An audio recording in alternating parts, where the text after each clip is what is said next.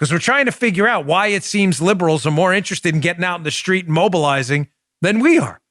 Well, it's because of what Thomas Sowell said. You get a few demagogues out there telling people, these people hate black people, these people hate Asian people, these people hate Jewish people, these people hate women. When you get demagogues who do that, they can flip a switch in a society fast and get everybody to believe, despite the information out there, that racial harmony in the United States has gotten dramatically better over the decades. There are significant swaths of liberals out there who believe the exact opposite, that racial harmony in the United States is getting worse.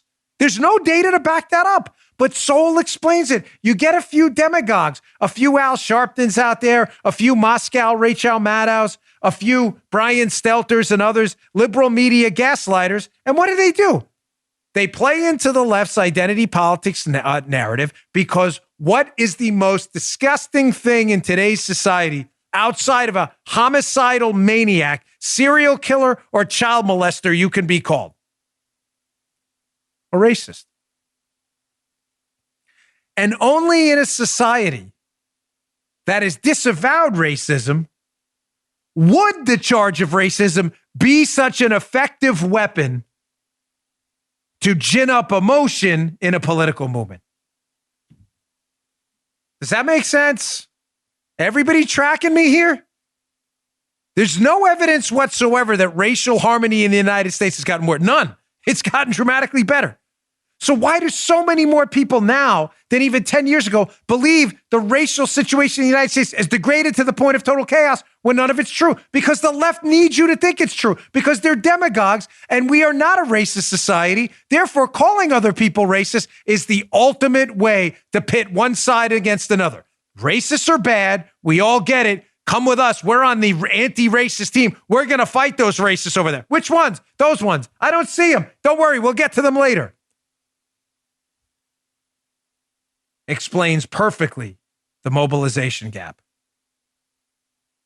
Let me get to the third screenshot from this piece.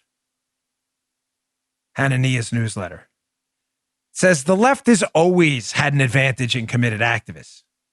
Yet no matter whether you look at donations, protests, or signing petitions, the mobilization gap increased in 2016. Liberals had always protested more, but in 2016, the ratio was absolutely massive, being around 3.7 times larger than it was around the time of the invasion of Iraq. This was before an upsurge of liberal protest activity that's included BLM, March for Our Lives, and most importantly, the Women's March. There you go, folks. Explains it right there. When you invoke race, Black Lives Matter, misogyny, March for Our Lives, the Women's March, and racism, March for Our Lives, what do you get? You get a bunch of people who think they're out there fighting a bunch of fanatical racists. Weird how they do that, right?